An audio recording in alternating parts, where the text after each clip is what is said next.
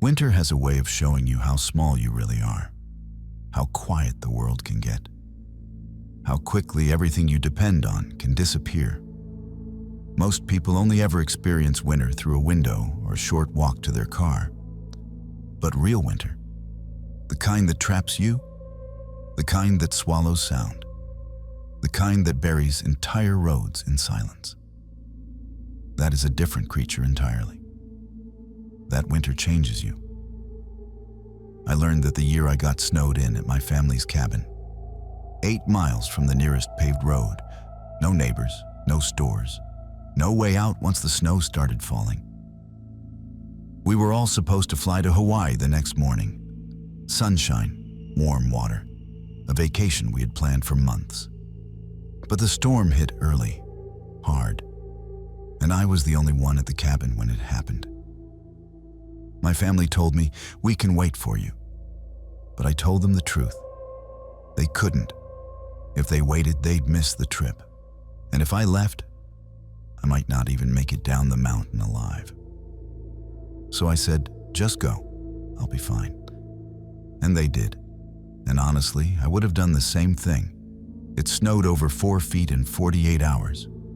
New Mexico storms are no joke when they decide to show off. By the time the second night hit, the world outside wasn't white anymore. It was gone. The cabin looked like it was sinking into the ground. The windows were blanketed. The doors froze shut.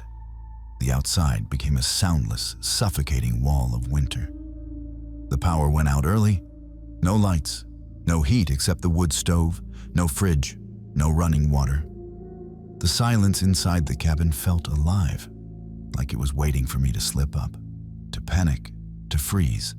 I lit candles, stacked firewood, melted snow on the stove for water. The cabin filled with the smell of burning pine and wet mittens. Every few hours I would say out loud, "You're fine, you're okay, you've got this," just to hear a voice. After almost 2 days, the power flickered back on. A blessing, a miracle. But it didn't change the fact that I was still trapped. The road was buried under piles of snow taller than me. There was no way a car could get through. No way a plow could reach me. I started calling my friends on the landline, not because there was anything they could do, but because I needed to hear another human voice. Not the crack of the wood stove, not the wind pressing against the walls. I said, "Hey man, I'm snowed in pretty bad." They'd laugh and say, "Lucky you, extra vacation time." And I'd laugh too. But every time I hung up, the silence returned heavier than before. By day 10, the food started running out. I had rationed everything as carefully as I could. Rice, bouillon powder, a few cans, some snacks. But nothing lasts forever when you're burning calories chopping wood and melting snow just to stay alive. That's when I found it. A very expired can of chili shoved in the back of the cupboard, dusty, dented, probably forgotten since the last time someone lived there full time. I stared at it and said, "Well, it's food." I opened it, heated half of it on the stove, took a bite. Within minutes, my stomach twisted, my vision blurred. I dropped to my knees, vomiting so hard I couldn't breathe. The cold floor pressed against my hands. The room spun. Every part of me felt poisoned. When I finally caught my breath, I crawled to the landline and dialed poison control.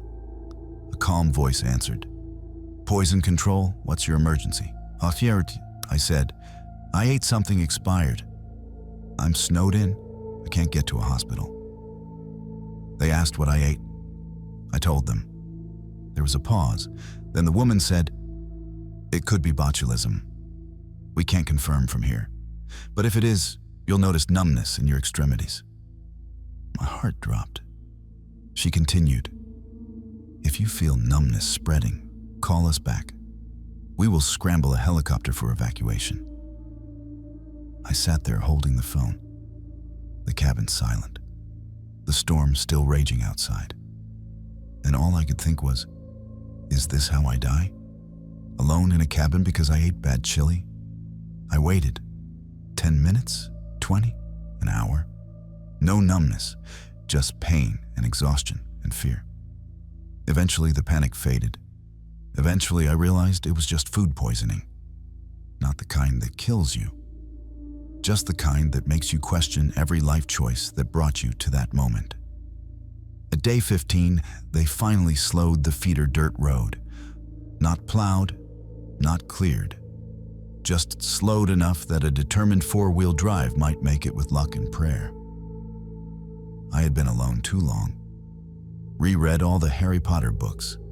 Finished every scrap of food except rice with bouillon powder. For nearly a week, I ate nothing else. Breakfast rice, lunch rice, dinner rice. My body felt hollow. My 11-year-old Aussie Shepherd kept me sane. Curled up beside me at night, followed me from room to room. But he was old, tired, and the snow outside was too deep for him to walk through. If we were going to leave, I'd have to carry him. I gave him a small tranquilizer so he wouldn't panic. Called my dad. I said, "Drive in as close as you can." He asked me in a worried voice, "Are you sure you're strong enough to do this?" I replied, "I don't have any other choice." I wrapped my dog in a thick blanket, took a deep breath, and opened the cabin door. A wave of cold air hit my face so sharply it almost felt like a slap. The snow outside wasn't just deep, it was bottomless. It rose up nearly to my waist in some areas. The world was so white that it almost glowed. I lifted my dog and began trudging through the powder. Each step felt like dragging concrete blocks. My legs burned. My arms shook from supporting his weight. My breath came out in harsh clouds. But I kept moving because I had no other option. After what felt like an eternity, I saw headlights flickering through the trees.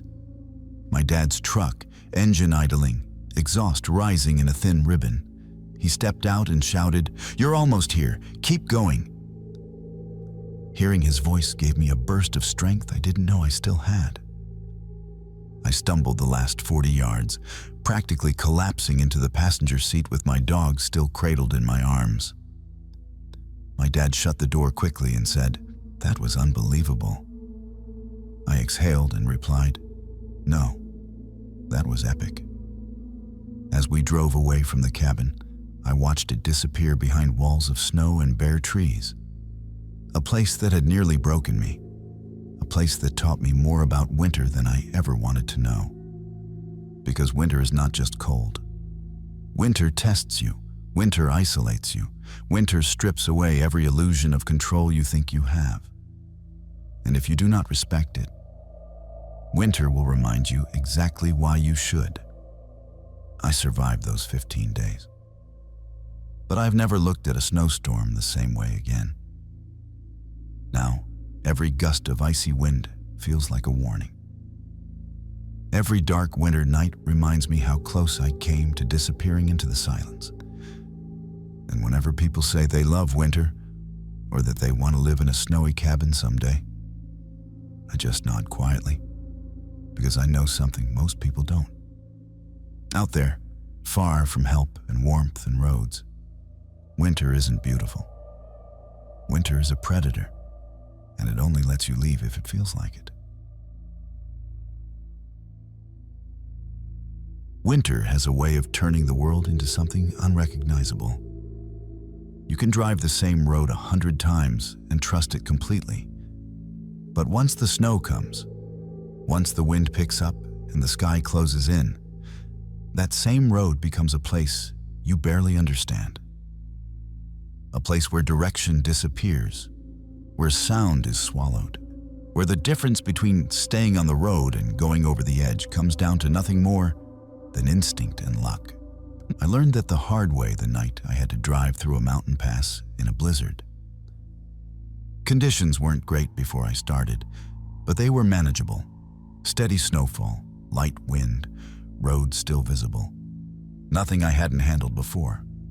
I figured if I took it slow, stayed alert, and kept my headlights low, I would be fine. For the first few miles, it was exactly what I expected. Wind gusts pushing snow across the road, little bursts of squalls that came and went, but nothing too intense. I kept both hands tight on the wheel and told myself, "You've got this, just stay focused." Then everything changed. It started snowing again, but not soft, ordinary flakes. This snow came down like a wall, fast, thick, blinding. The wind kicked up hard enough that the entire world outside my windshield turned into one endless shifting sheet of white. It didn't look like snow anymore. It looked like static on an old TV screen, a blizzard of pure noise and motion. I couldn't see the road. I couldn't see the hood of my own car. I couldn't see anything except swirling, disorienting whiteness that made my stomach flip like I was falling. To my left was a wall of rock, rough, close enough that if I drifted even a few feet, I'd slam right into it. To my right was nothing but darkness, a huge drop, no guardrail, just open air and a long fall down the mountain. And the worst part was the realization I whispered to myself out loud. I've never even driven in a blizzard before. My own voice sounded small in the car, swallowed by the howling wind. Everything in me wanted to stop the car, to brake, to pull over, to wait it out. Stopping felt like safety, like control. But I remembered something I had read months earlier, almost as a joke. Advice from experienced blizzard drivers online. They had said stopping was the worst thing you could do. If you stopped, the snow would bury your car. You would get trapped. You would freeze or get hit by someone else who couldn't see you through the storm. I whispered, "Keep going. Just keep going." But my voice was shaking. Up ahead, through the snow, a faint shape appeared on the shoulder of the road. As I passed it, the headlights revealed a car half buried and abandoned. The snow had claimed it. The people were gone. Someone else had stopped and paid the price. I slowed down, rolled the window a crack, and called out, "Is anyone here? Anyone need help?" But the wind swallowed my voice instantly. There was no one around. Whoever had been in that car had already escaped on foot, leaving the vehicle to freeze. My hands tightened around the steering wheel. My breath fogged the inside of the windshield. The cold began creeping into the car, despite the heater struggling at full blast. Then salvation came from the darkness. A huge semi-truck appeared through the whiteout, barely visible until I was right behind it. Its taillights glowed faintly like two floating red stars. The truck was moving at 2 miles per hour, maybe less. But it was moving steady, controlled, with purpose. I said out loud, "Please don't disappear on me. Please let me follow you."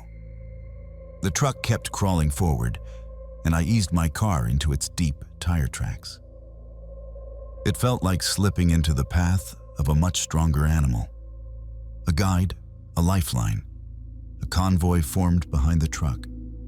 Small cars like mine crept forward inches from the semi's bumper. Everyone followed the red lights and the carved-out trail in the snow. We were all strangers, silently agreeing to trust one man who had the experience none of us did. At one point, my panic spiked, and I whispered to myself, "I can't see anything except those lights. If they go out, I'm done." My hands were shaking, my jaw clenched, every muscle tense. The whiteout felt alive. It pressed against the windows like fingers tapping from the outside. The wind howled and screamed across the mountain, drowning out everything. The world beyond the truck became an endless, shifting void. But the truck kept going. Slow, steady, unstoppable. 2 miles an hour, sometimes less, sometimes just inches at a time. But forward, always forward, Every minute felt like 10. Every mile felt like a lifetime.